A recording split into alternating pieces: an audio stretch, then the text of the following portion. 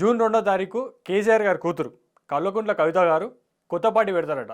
దీనికి మీరేమంటారన్న? తెలంగాణకు షర్మిల వస్తుందని అనుకోవాలి మనం, లేదంటే కేపాల్ లాగా మరో జోకర్ వస్తుంది మన తెలంగాణకు అనుకోవాలి. నేను ఎందుకు చెప్తున్నానంటే తండ్రి సాటు బిడ్డగా అక్కడ నిజామాబాద్ ప్రజలు నమ్మి ఒకసారి అవకాశం ఇచ్చారు. మరి రెండో ఎలక్షన్లో గెలిచింది ఆమె అంటానంటే మా బీజేపీ అభ్యర్థి ధరంపూరి అరవింద్ గారు మా బీజేపీ కార్యకర్తల యొక్క ధాటికి భయానికి భయపడి తిరిగి నిజామాబాద్ వైపు పోవాలంటే కూడా గజగజ వణుకుతున్నటువంటి పరిస్థితి ఉంది. రోడ్డుకి ఇరువైపులా అశోకుడు చెట్లు నాటించాను అనేటువంటిది ఎంత నిజమో, తెలంగాణ రాష్ట్రంలో కేసీఆర్ అధికారంలో ఉన్నన్ని రోజులు రోడ్డుకి ఇరువైపులా బారు బీర్ షాపులు స్థాపించారు.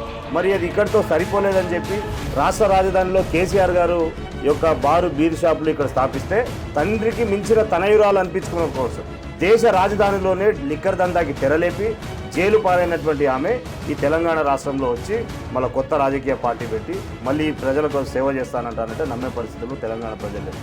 ఇట్లాంటి ప్రశ్నలు మీరు ఎట్లా అడుగుతున్నారో కూడా నాకు అర్థం కాదు. చివరిగా ఇంకో విషయం చెప్తాను. ఆమెని ఏ పార్టీ కూడా ఈరోజు బీఆర్ఎస్ పార్టీ నుంచి ఆమెను బయటికి పంపేటువంటి ప్రయత్నాలు జరుగుతున్నాయి. ఈ ప్రయత్నాలు జరుగుతున్నటువంటి తరుణంలో ఆమె ఏ ఇతరత్ర పార్టీలకు పోవాలనేటువంటి ప్రయత్నం చేస్తుంది. చివరికి కాంగ్రెస్ పార్టీ ఒకవేళ తీసుకుంటుండొచ్చు, ఎందుకంటే గతంలో వాళ్ళిద్దరు కూడా పొత్తులో పోటీ చేశారు కాబట్టి. కానీ నాకు తెలిసినంత వరకు మాత్రము ఈవెందో ప్రజాశాంతి పార్టీ కేపాల్ కూడా ఆమెని చేర్చుకోరనేటువంటిది నేను కరాఖండిగా చెప్పగలను.